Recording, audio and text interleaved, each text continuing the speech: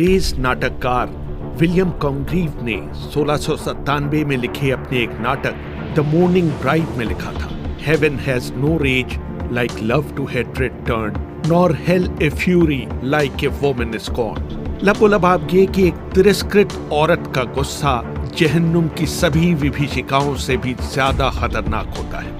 Congreve की ये पंक्तियां पाकिस्तान के प्रधानमंत्री इमरान खान की दूसरी तलाकशुदा पत्नी रेहाम खां पर पूरी तरह से लागू होती है, जिनकी हाल ही में प्रकाशित आत्मकथा पर भारत और पाकिस्तान हर जगह चर्चा हो रही है। रेहाम खां की कहानी शुरू होती है लीबिया में, जहां 1973 में उनका जन्म एक पाकिस्तानी ENT सर्जन नैयर रमजान के घर हुआ था।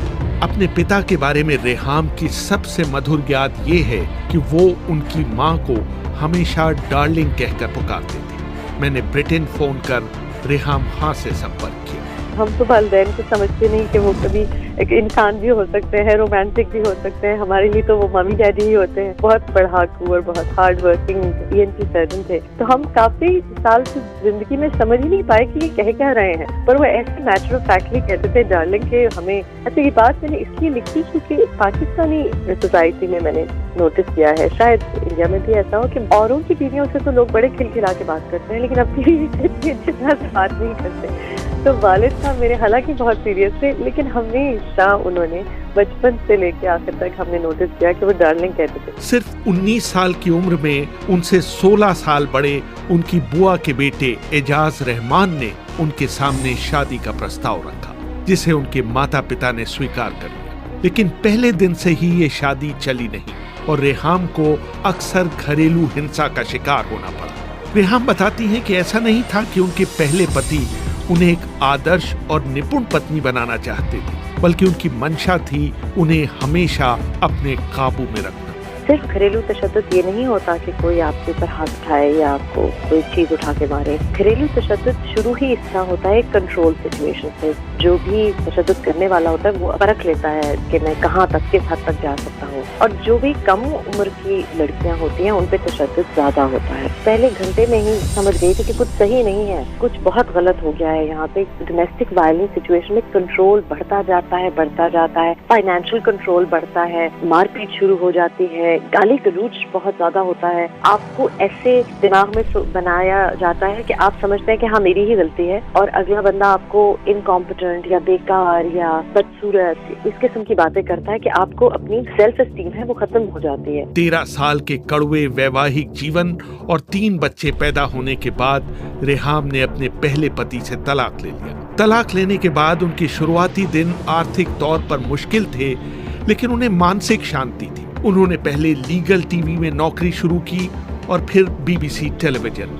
जब मैंने फाइल किया डिवोर्स के लिए तो उस वक्त कोर्ट केसेस भी मैं हैंडल कर रही थी, बच्चों को बचाने की कोशिश कर रही थी। बिल्कुल पैसे नहीं थे, कोई संभालने वाला नहीं था। और मैंने लिखा है किताब में कि मेरे पास सिर्फ 300 पाकिस्तानी रुपए थे, और जो ज्वाइंट अकाउंट, जो एक घर का अकाउंट था, वो भी जिस और से तलाक ली उन्होंने फौरन वो बंद कर दिया। तो उस तरह से आप कह सकते हैं कि फाइनेंशियल डिफिकल्टी एकदम से थी।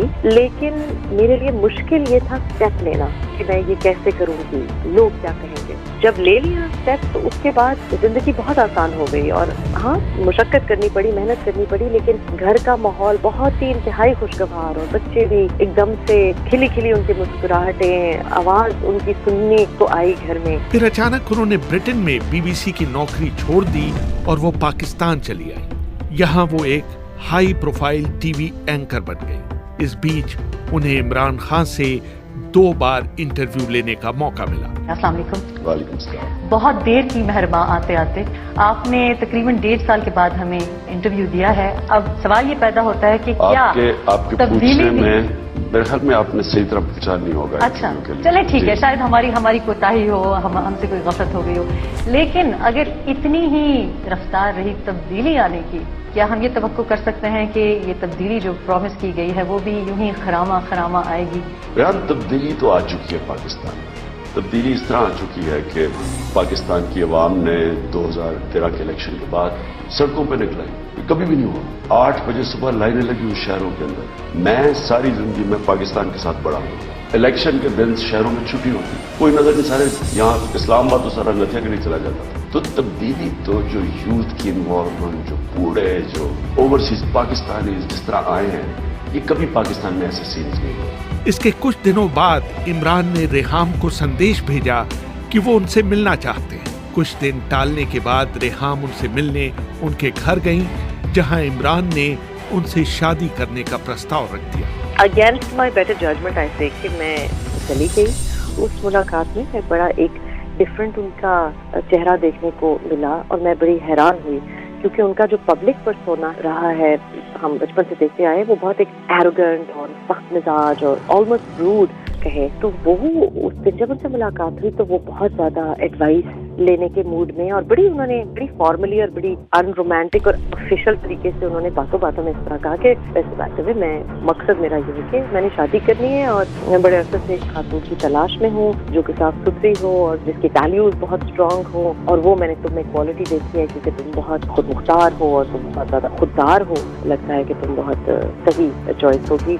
लेकिन मैंने अपने पीर से पूछना है। तो मैं अब ये बातें सुन रही हूँ और मैं अपने दिमाग में सोच रही हूँ कि किस किस्म का इंसान है, ये कैसी बातें कर रहा है, ऐसे थोड़ी कोई रिश्ता देता। तो मैंने जैसे मुझे लगा वहाँ वैसे ही मैंने उनको जवाब दे दिया कि ये तो जरा काफी पागलपन वाली बात है, आप होश में हैं, कैसी बातें कर रहे हैं। उसी दौरान एक दिलचस्प घटना घटी। इमरान के लॉन में सैकड़ों की तादाद में मच्छरों ने रेहाम पर हमला कर दिया।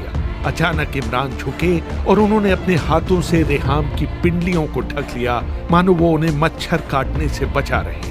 एक्चुअली मेरा खून मीठा है, लेकिन हम चूंकि बाहर बैठे हुए थे, लॉन में बैठे हुए थे, वहाँ कुछ बहुत ही दहशतगर्द किस्म के मच्छर होते हैं, बहुत ही बड़े साइज के, और इतने मोटे मोटे मच्छर मुझे अटैक कर रहे हैं। मुझे समझ नहीं आ रही कि अब मैं अकेले यहाँ पे बैठी हूँ, मैं क्या करूँ। तो सडनली आया और वो मुझे इसलिए वो मैंने इंसिडेंट लिखा क्योंकि लोग अक्सर मुझसे ये सवाल पूछते हैं कि अगर इतना ही बदतमीज थे और इतने ही रूट थे तो आपने शादी क्यों कर ली। क्योंकि जो उन्होंने मुझे अपना एक रूप दिखाया वो बहुत मुख्तलिफ था। वो इंतहाई जेंटल और इंतहाई केयरिंग और बहुत ही ज्यादा, जिसको आप लविंग और इवन रोमांटिक कहें। I was not expecting this कि ये इतना जो आकड़ में इंसान रहता है वो आके मेरे पाँव पकड़ लेगा लिटरली। रेहाम ने इमरान की शादी का प्रस्ताव स्वीकार कर लिया। फिर उनमें मतभेद हुए, लेकिन फिर 31 अक्टूबर 2014 को दोनों का निकाह हो गया। मैंने रेहाम से पूछा कि इमरान की एक प्ले बॉय की इमेज रही है, क्या शादी के बाद भी ये सिलसिला जारी रहा? ये भी एक मिथ हमें बड़े बूढ़ों ने और जो आंटियां होती हैं उन्होंने हमेशा ये कहा है कि वो जो शादी से पहले प्ले बॉय होता है वो शादी के बाद ठीक हो जाता है। ये बिल्कुल बात गलत है, और ये मैं आपको अपनी माहिराना और तजुर्बे से बता रही हूँ कि ऐसा नहीं होता। एक आदत होती है, ये एक हैबिचुअल पैटर्न है, तो वो शायद अपने को सुधारना भी चाहते हो, अपने में बदलाव लाना चाहते हो, लेकिन जो इतने अरसे, एक लाइन है किताब में इमरान की कही हुई कि baby you can't teach an old dog new tricks. ये बार बार मुझे कहते थे जब भी मैं उनको कहूँ किसी बात पे कि ये आपने कैसे कर दिया, तो वो मुझे आगे से इस तरह से हंसी मजाक पे मुझको समझा दें कि मैं नहीं सुधरने वाला। लेकिन पहले दिन से ही इमरान और रेहाम के बीच दूरियां बढ़नी शुरू हो गई। रेहाम का कहना है कि कुछ बाहरी लोगों और उनकी पूर्व पत्नी जेमाइमा गोल्डस्मिथ का असर उन पर अब तक बरकरार था। मैंने रेहाम से पूछा कि क्या इमरान अपनी पूर्व पत्नी और दूसरी महिला मित्रों का जिक्र कभी आपके सामने करते थे? बहुत ज्यादा, हद से ज्यादा। लोगों के भी बड़े किस्से उन्होंने मुझे सुनाए। खवातीन पसंद नहीं करती कि आप अपने पास्ट के बारे में बताएं, लेकिन इमरान एक्स वाइफ हो या एक्स गर्लफ्रेंड हो या जो भी किस्से, वो रुकते ही नहीं। और अब जब किताब लोगों ने पढ़ी है तो मुझे कुछ खवातीन ने कांटेक्ट किया है जो उनकी जिंदगी का हिस्सा रही हैं, और उन्होंने मुझे कहा कि जब हमने तुम्हारी किताब पढ़ी रेहाम, तो वो अल्फाज जो हमने उनकी इमरान की ज़बानी सुने थे, तुमने वो अल्फाज लिखे हैं और हम पे भी यही अल्फाज इस्तेमाल करता था। इमरान का रहन सहन और निजी जीवन की कुछ चीजें रेहाम को रास नहीं आई। इमरान के कैंप से भी उनके खिलाफ एक सस्टेन मुहिम शुरू कर दी गई। मैं समझ ही नहीं सकी कि वो दिल में मेरे बारे में क्या सोच रहे हैं। यानी थ्रू आउट एक साल जो हमने साथ गुजारा, उसमें मेरी हमेशा वो तारीफ करें।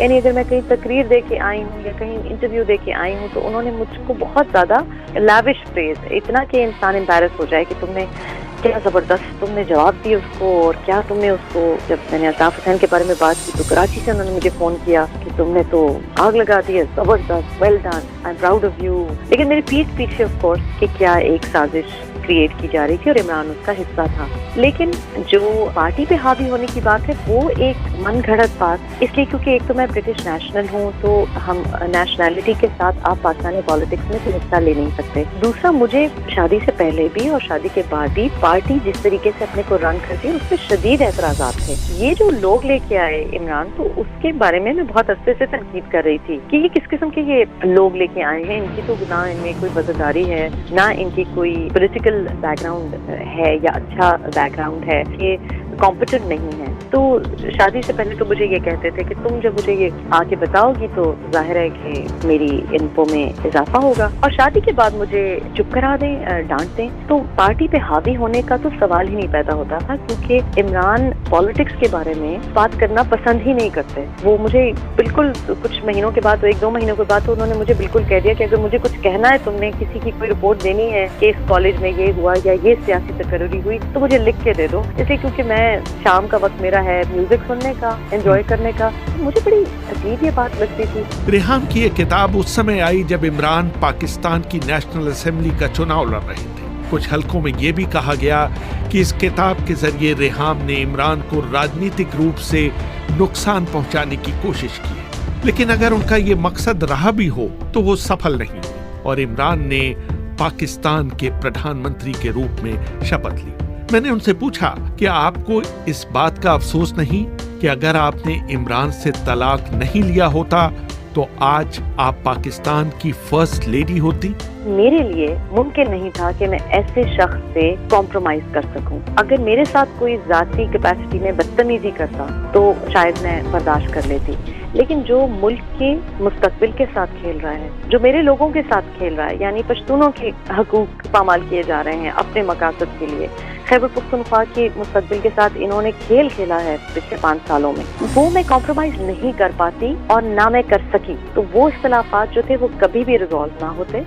मैं समझती हूँ कि इमरान ने जिस वजह से भी मेरा इंतखाब किया और मुझसे शादी करने की ख्वाहिश थी उनकी, वो गलत थी, क्योंकि मैं उनके साथ बहुत मिसमैच्ड एक इंसान हूँ। मैं एक पॉलिटिशियन की बीवी, एक प्राइम मिनिस्टर की बीवी बनने के लिए मेरा जो जेनेटिक स्ट्रक्चर है वो सही नहीं है। मैं कोई गलत काम करे उसको नजरअंदाज नहीं कर सकती। मैं भी समझती हूँ कि उनकी भी गलती थी, और जब रिश्ता टूटा तो मुझे यकीन नहीं आ रहा था कि मैं इतनी बेवकूफ़ कैसे हो सकती थी कि मैंने ऐसे शख्स से शादी की।